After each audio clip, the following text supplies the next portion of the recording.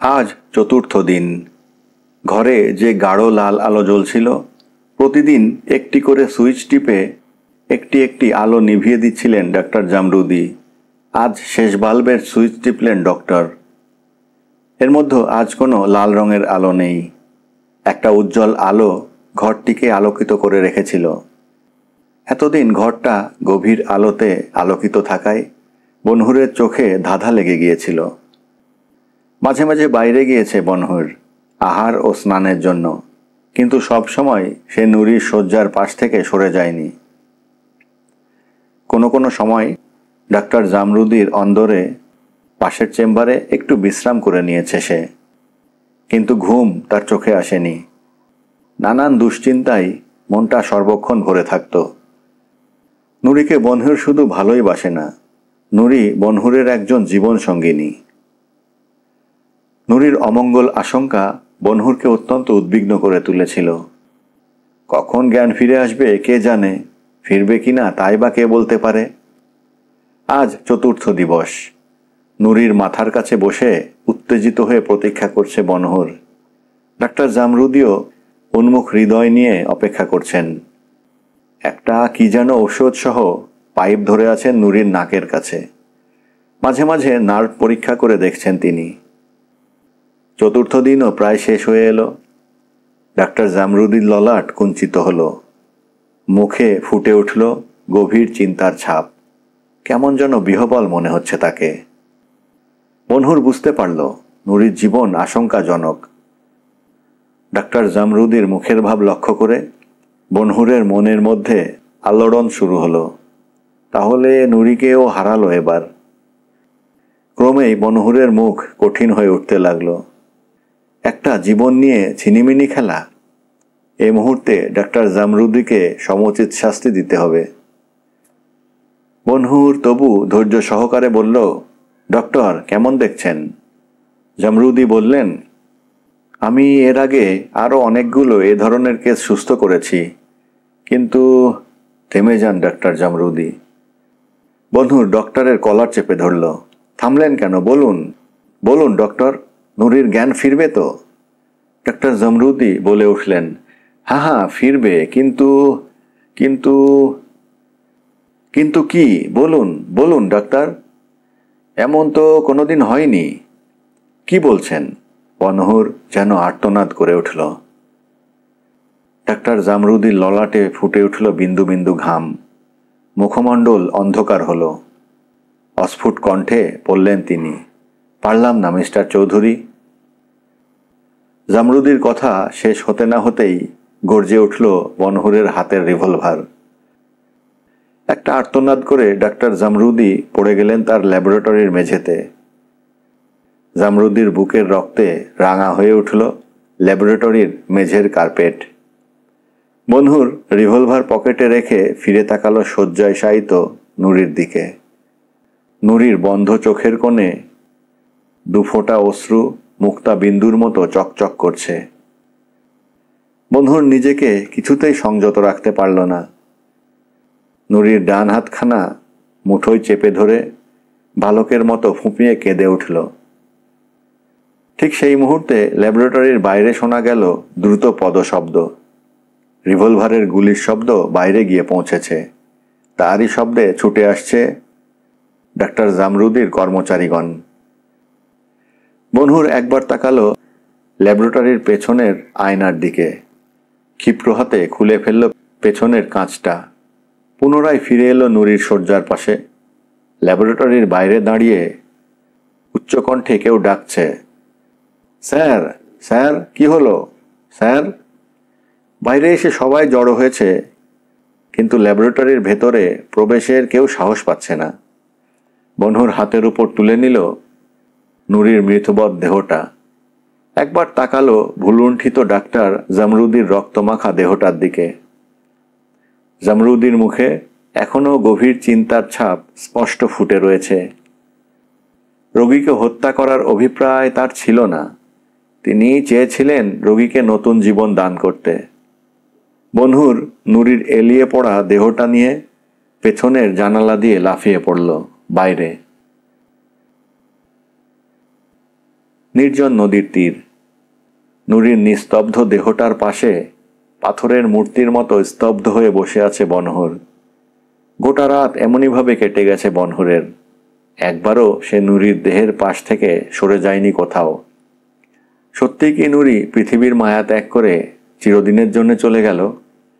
কিছুতেই যেন বিশ্বাস হয় না বনহুরের। কতবার নুরির নাকের কাছে হাত দিয়ে দেখেছে সে। মনে হয়েছে অতি ধীরে মৃদুভাবে নিঃশ্বাস বইছে। একটা ক্ষীণ আশা এখনো ত্যাগ করতে পারেনি বনহুর। উন্মুখ হৃদয় নিয়ে ব্যাকুল আঁখি মেলে নুরির মুখের দিকে তাকিয়ে আছে সে। ভোরের হাওয়া বইছে। পূর্ব আকাশ রাঙা করে উঁকি দিল সূর্যের আলো। গোটা বিশ্ব নতুন জীবন লাভ করল যেন। বনহুর নির্নিমেষ নয়নে তাকালো নুরির স্থির নিশ্চল মুখমণ্ডলের দিকে। কাছে কাছে পাখির কলরব জেগে উঠল। নদীর কুলকুল ধ্বনির সঙ্গে ভেসে এলো ভোরের আজানের শব্দ। হঠাৎ বনহুরের চোখে মুখে ফুটে উঠল এক অপূর্ব আনন্দ উচ্ছ্বাস। নুরি ধীরে ধীরে চোখ মেলে তাকালো। বনহুর ব্যাকুল আগ্রহে ঝুঁকে পড়ল নুরির মুখের কাছে। গভীর আবেগে ডাকল, নুরি, নুরি। নুরির সমস্ত দেহটা নড়ে উঠল। হাতখানা উঁচু করতে গিয়ে আবার পড়ে গেল একপাশে। বনহুর হাতখানা ধরে ফেলল হাতের মুঠোয়। পুনরায় ডাকল, নুরি। নুরির ঠোঁট দুখানা কেঁপে উঠল। অস্পষ্ট কণ্ঠে বলল, পানি। বনহুর ব্যস্তভাবে নদীর দিকে এগিয়ে গেল। দুহাতে খানিকটা পানি নিয়ে দ্রুত ফিরে এলো নুরির পাশে। হাঁটু গেড়ে বসে পানিটুকু নুরির মুখে দিল। এতক্ষণে নুরির গলা কিছুটা যেন ভিজে শব্দ বেরিয়ে এলো। অস্ফুট কণ্ঠে বলল, আমি কোথায়? বনহুর নুরির কপালে মুখে হাত বুলিয়ে বলল, তুমি আমার পাশে নুরি। নুরি দুহাতে চোখ দুটো একবার মুছে নিল। আমি তোমায় দেখতে পাচ্ছি না। তুমি তুমি বলো বলো বলো নুরি। তুমি আমার হুর হুর। বনহুর উচ্ছ্বসিত কণ্ঠে নুরিকে ভূতল থেকে তুলে নেয় হাতের ওপর। আকুলভাবে সে বলে, নুরি, আমি তোমার বনহুর। নুরি ক্ষীণ কণ্ঠে বলল, আমি কেন তোমাকে দেখতে পাচ্ছি না হুর? জানি না নুরি, তুমি কেন আমাকে দেখতে পাচ্ছ না। নুরি দুহাতে চোখ রগড়ে ভালো করে তাকালো। আমার চোখে পানি দাও, পানি দাও। বনহুর আবার নুরিকে নদীর তীরস্থ দুর্বাকমল শয্যায় শুইয়ে পানি আনতে ছুটল। এবার রুমাল ভিজিয়ে পানি নিয়ে এলো সে। নুরির চোখে মুখে পানির ছিটা দিতে লাগলো বারবার। নুরি এবার তাকালো মুক্ত আকাশের দিকে। আজ নুরি নবজীবন লাভ করল। আকাশের নীল রং তার দৃষ্টিকে উজ্জ্বল করে তুলল। নুরি তাকালো বনহুরের মুখের দিকে। মুহূর্তে নুরির চোখে মুখে এক খুশির উচ্ছ্বাস ফুটে উঠল। দুহাত বাড়িয়ে দিল বনহুরের দিকে। বনহুর, তুমি তুমি। বনহুর গলাটা এগিয়ে দিল নুরির দিকে। নিজের হাত দুখানা দিয়ে নুরির অবশ হাত দুখানা তুলে নিল। নবজীবন লাভ করল নুরি। বহুদিন পর আজ প্রথম বনহুরের নাম ধরে ডাকলো আর চিনতে পারল তাকে। বনহুর এত খুশি হয়েও ব্যথায় মুষড়ে পড়ল। ভুল করে সে ডাক্তার জামরুদিকে হত্যা করেছে। ভুল শুধু বনহুরেরই হয়নি, ভুল করেছিল জামরুদি। তার ঔষধ 3 দিনের স্থানে 4 দিন সময় নিয়েছিল। কারণ ঔষধের মাত্রা সামান্য একটু বেশি হয়ে গিয়েছিল সেবনকালে, এবং সেজন্যই নুরির সংজ্ঞা লাভে বিলম্ব ঘটেছিল। ডাক্তার জামরুদি হতাশ হয়ে পড়েছিলেন। মনের দুর্বলতা প্রকাশ করেছিলেন বনহুরের নিকট। বনহুরের ধৈর্যের বাঁধ ভেঙে গিয়েছিল সে মুহূর্তে। জামরুদি ইচ্ছা করেই তার নুরিকে হত্যা করেছে মনে হয়েছিল তার। তাই বনহুর হত্যা করেছিল ডাক্তার জামরুদিকে। এখানে নিজের ভুল বুঝতে পেরে ব্যথায় বনহুরের অন্তর জর্জরিত হল। নুরি তখন বনহুরের মুখে, মাথায়, গলায় হাত বুলিয়ে গভীরভাবে অনুভব করছিল সত্যি তার বনহুর ফিরে এসেছে কিনা তার পাশে। বনহুর অশ্রু ছলছল চোখে তাকিয়ে দেখছিল নুরিকে। কতদিনের প্রতীক্ষার পর আজ যেন সে তার আকাঙ্ক্ষিত জিনিসটিকে খুঁজে পেয়েছে। বনহুর নুরিকে নিবিড়ভাবে টেনে নিল কাছে। আবেগ ভরা কণ্ঠে বলল, নুরি, বলো, তুমি কি হয়ে গিয়েছিলে নুরি? কেন তুমি এমন হয়ে গিয়েছিলে? কেন এতদিন তুমি আমায় হুর বলে ডাকনি? আমি তো এসব কিছুই জানি না। আমি কি ছিলাম তোমার পাশে? হ্যাঁ নুরি, কিন্তু পাশে থেকেও তুমি ছিলে অনেক দূরে। কোনোদিন আমি তোমার নাগাল পাইনি। বনহুর, আমাকে তুমি ক্ষমা করো। কিন্তু আমার মনি কই? ওকে কোথায় রেখেছ? ব্যাকুল কণ্ঠে নুরি বনহুরকে প্রশ্ন করে বসল। হঠাৎ নুরির প্রশ্নের জবাব দিয়ে উঠতে পারল না বনহুর। কেমন যেন থ মেরে গেল। একটু চিন্তা করে সে বলল, মনি আছে। কোথায় কোথায় সে বলো? বনহুর এবার বিপদে পড়ল।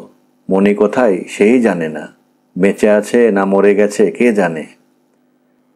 কিন্তু হঠাৎ এখন মনি নেই কথাটা বলা ঠিক হবে না নুরির কাছে। হয়তো এবার তার মস্তিষ্কে কোনো গন্ডগোল হয়ে যেতে পারে। ভয় হলো বনহুরের।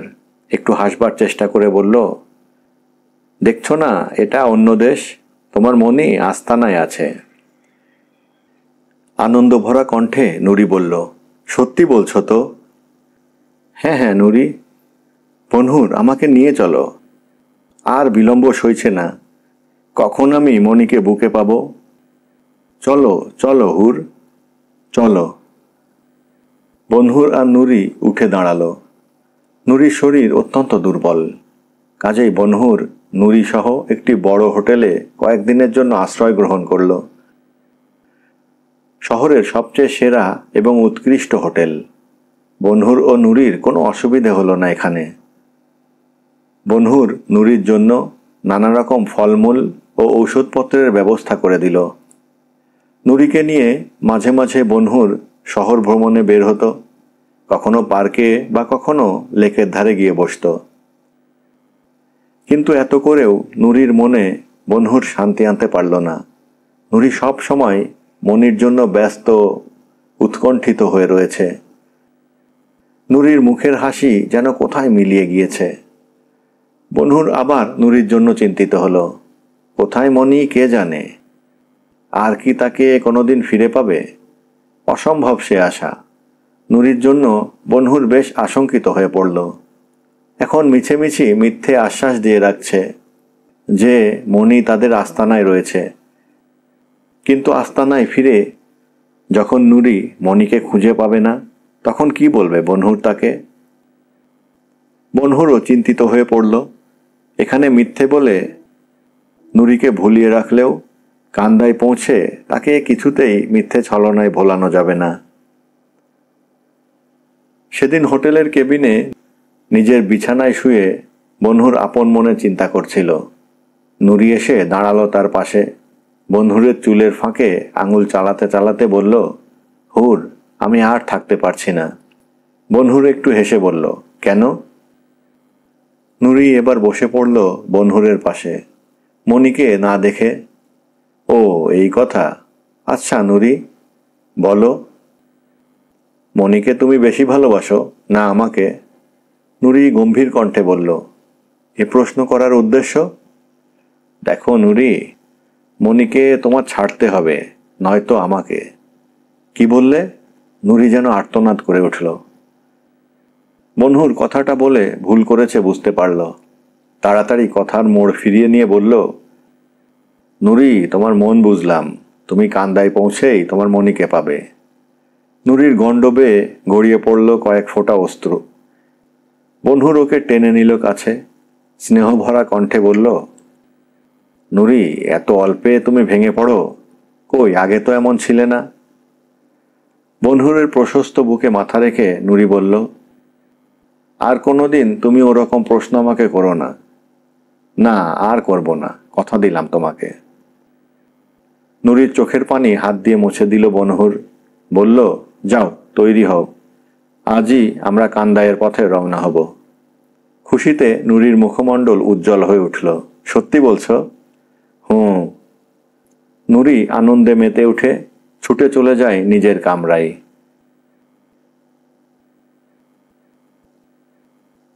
ঝামশহর থেকে প্লেন যোগে কান্দায় পৌঁছানো যায়। বনহুর প্লেনের দুখানা টিকিট কেটে নিল। কতদিন পর বনহুর আর নুরি কান্দায় ফিরে চলেছে। কত আনন্দ হবার কথা, কিন্তু বনহুরের মনে পূর্বের সে আনন্দ আর নেই। নুরিকে মিথ্যে সান্ত্বনা দিয়েছে সে। মনিকে কান্দায়ে তাদের আস্তানায় গিয়েই দেখতে পাবে। সে সান্ত্বনা সম্পূর্ণ মিথ্যা। বনহুর ভিতরে ভিতরে বেশ চিন্তিত হয়ে পড়ল। মেঘের বুক চিরে প্লেনখানা এগিয়ে চলেছে। পাশ কেটে ভেসে যাচ্ছে পেঁজা তুলার মতো খণ্ড খণ্ড মেঘের স্তূপগুলো। বনহুর নিজের আসনে বসে তাকিয়েছিল পাশের জানালা দিয়ে নিচের দিকে। খণ্ড খণ্ড মেঘের ফাঁকে পৃথিবীটাকে ঠিক ছবির মতোই মনে হচ্ছিল। ছোট বড় দালান কোঠা আর নদী নালাগুলো যেন রূপকথার স্বপ্নপুরীর মতোই মনে হচ্ছে।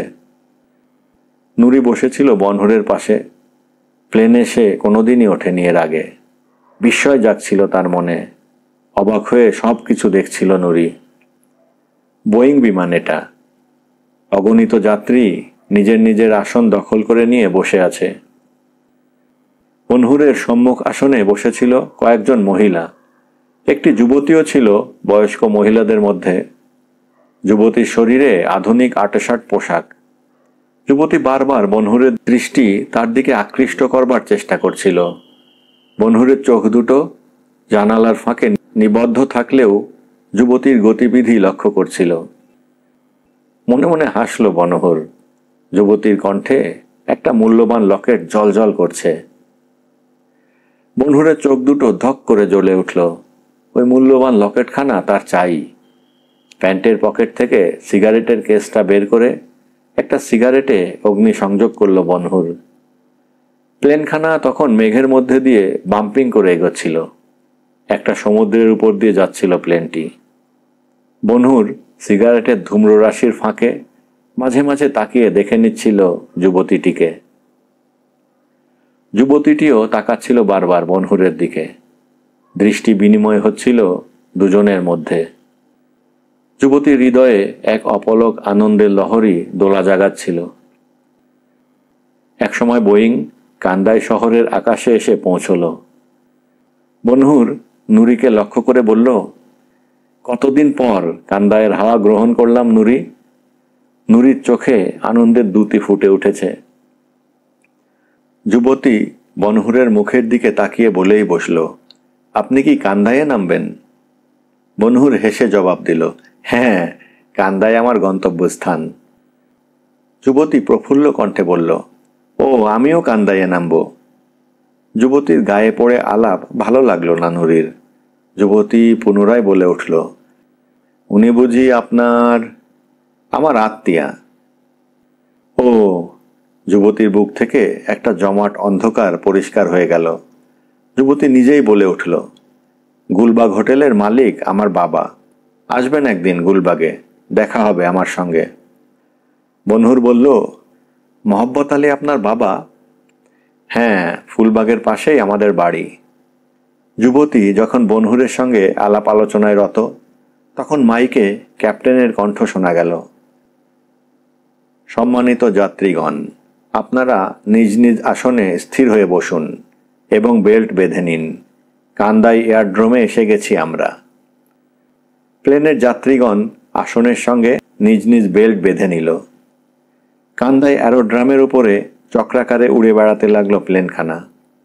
আশায় আনন্দে উৎফুল্ল সমস্ত যাত্রীগণ। একসময় রানওয়েতে প্লেন অবতরণ করল।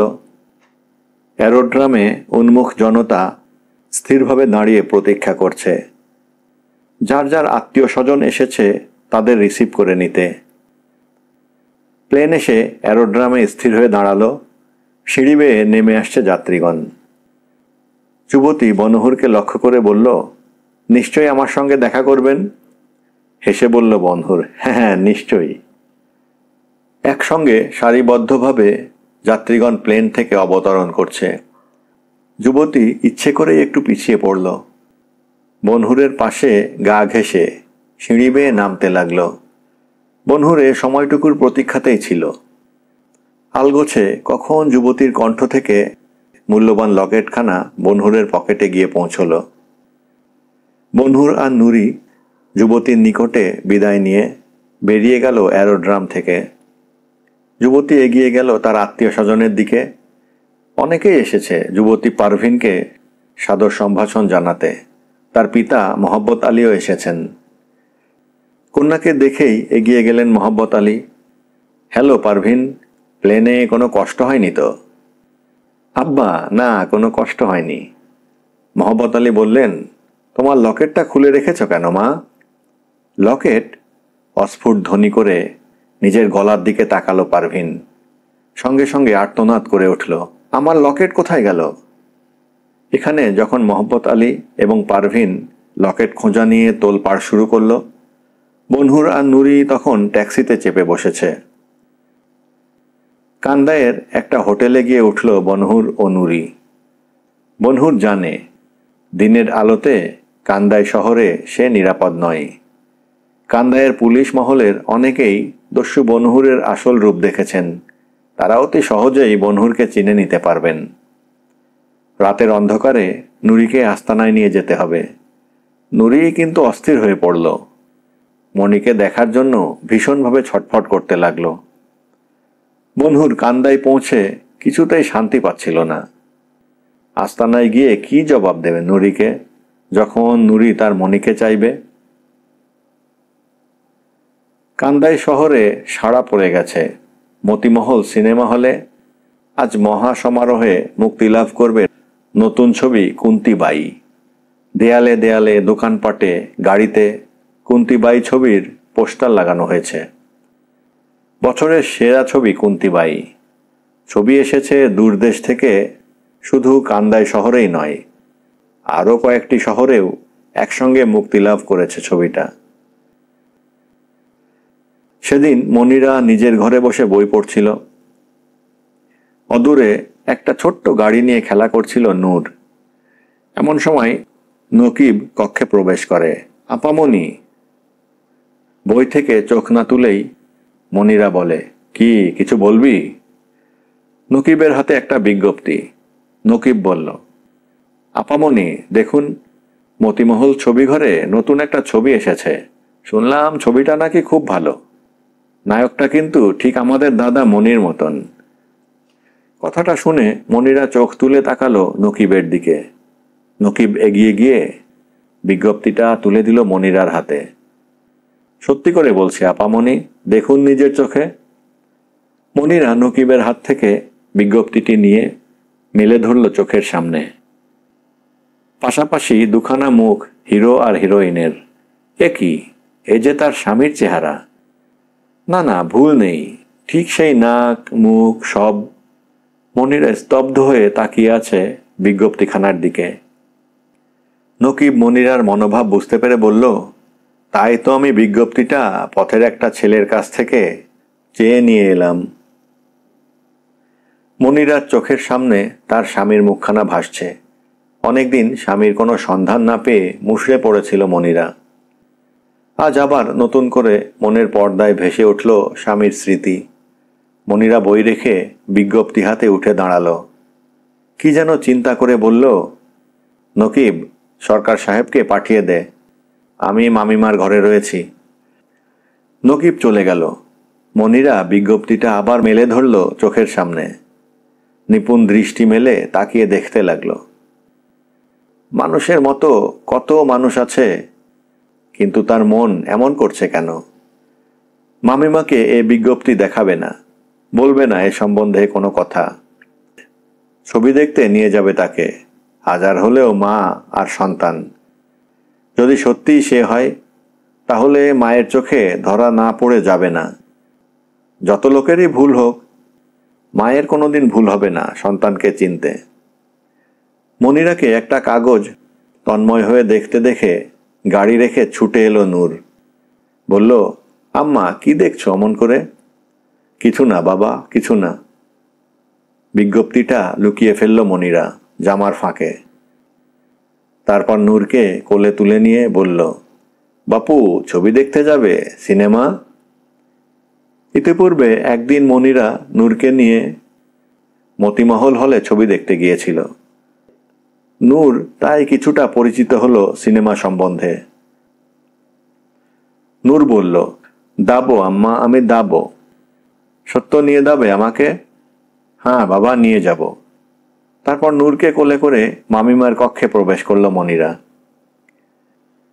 মামিমা কোনো একটা কিছু করছিলেন। মনিরাকে দেখা মাত্র সোজা হয়ে দাঁড়ালেন। নূরের মুখের দিকে তাকিয়ে হেসে বললেন, কি দাদু, খুব যে মায়ের কোলে চাপা হয়েছে? বলি, ব্যাপার কি? মনিরা নূরকে লক্ষ্য করে বলল, বলো না বাবা, তুমি কি বলবে তোমার দাদিমাকে? এগিয়ে এলেন মরিয়ম বেগম। নূরের গাল টিপে দিয়ে বললেন, বলো দাদু বলো। নূর মায়ের গলা জড়িয়ে ধরে বলল, দাদিমা, আজ আমরা ছবি দেখতে যাব। ছবি?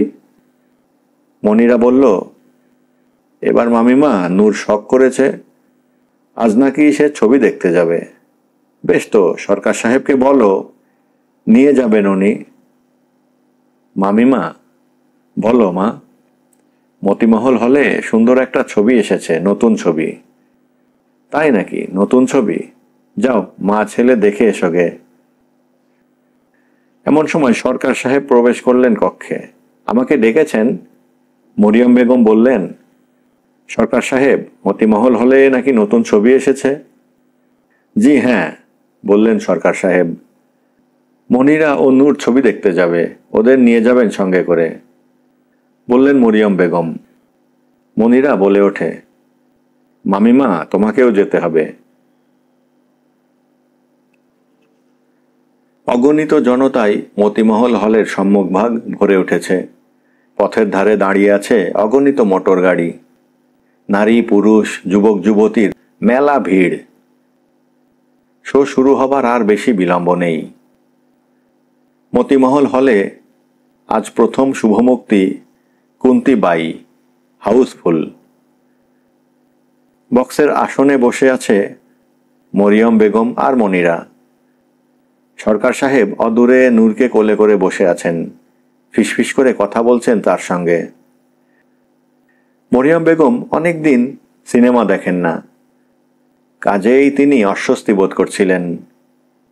মনিরা উন্মুখ হৃদয় নিয়ে প্রতীক্ষা করছিল।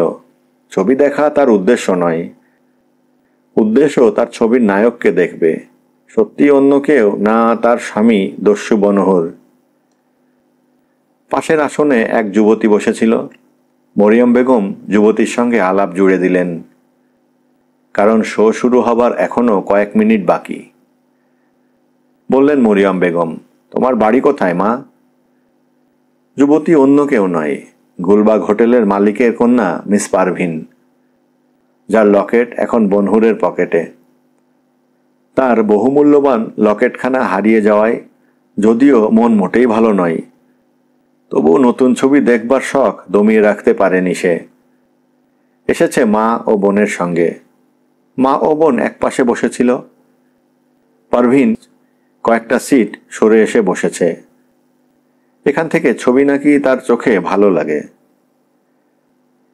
কথায় কথায় অনেক কথা বলল পারভিন। তার লকেট হারিয়ে যাওয়ার কথাও বলল মরিয়ম বেগম ও মনিরার কাছে। শো শুরু হলো। টাইটেল দেখানো হচ্ছে। মরিয়ম বেগম অনিচ্ছা সত্ত্বেও তাকিয়ে আছেন পর্দার দিকে। মনিরা দ্রুত চরিত্র ও নামগুলো পড়ে যাচ্ছিল।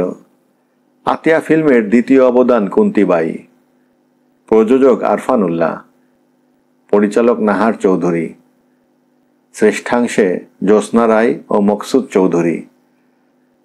মনিরার কণ্ঠ দিয়ে অস্ফুট শব্দ বের হলো, মকসুদ চৌধুরী। পাশের চেয়ার থেকে পারভিন বলে উঠল, নতুন কোনো নায়ক হবে। মনিরা কোনো জবাব দিল না। শো শুরু হলো। কয়েকটা দৃশ্যের পরই ছবির হিরোর আবির্ভাব হলো। সঙ্গে সঙ্গে মনিরা স্তব্ধ হয়ে গেল। না না, তার মন যা বলছিল সেটাই সত্য। মকসুদ চৌধুরী নয়, এটা তার স্বামী বনহুর। মরিয়ম বেগম কি বলেন শোনার জন্যে উন্মুখ হৃদয় নিয়ে প্রতীক্ষা করে মনিরা। পর্দায় তাকিয়ে থাকলেও মন তার পড়ে রইল মামিমার কণ্ঠস্বর শোনার জন্য। মরিয়ম বেগম বললেন, এ কি, আমি কি চোখে ধাঁধা দেখছি মনিরা? কি দেখছিস মা? মামিমা, তুমি যা দেখছো আমিও তাই দেখছি। এ যে আমার মনির ছাড়া কেউ নয়। সরকার সাহেবকে লক্ষ্য করে ডাকলেন, এখানে আসুন তো। মরিয়ম বেগম আর মনিরার কথাবার্তায় বিরক্ত বোধ করছিল পারভিন। সেও কম আশ্চর্য হয়নি। এই যুবকই আজ সকালে তাদের প্লেনে কান্দায় এলেন। নিশ্চয়ই তিনি কুন্তিবাই ছবির হিরো। পারভিন সচক্ষে এই হিরোকে দেখেছে, এমনকি তার সঙ্গে আলাপ আলোচনাও করেছে সে। পারভিন ভুলে গেল তার লকেটের শোক। কুন্তিবাই ছবির হিরোর সঙ্গে তার প্রকাশ্য আলাপ হয়েছে, এ তো কম কথা নয়। মনিরাকে লক্ষ্য করে গর্ব করে বলল, আজই আমি কুন্তিবাই ছবির হিরো মকসুদ আলীর সঙ্গে একই প্লেনে এলাম। কথাটা কানে যেতেই মনিরা ছবি দেখা বন্ধ করে তাকালো পারভিনের মুখের দিকে। মকসুদ চৌধুরীকে আপনি চেনেন? হ্যাঁ, তার সঙ্গে আমার পরিচয় ঘটেছে। আজই তিনি তার এক বান্ধবী সহ কান্দায় এসে পৌঁছেছেন। সত্যি? মনিরা পারভিনের হাত মুঠোয় চেপে ধরল।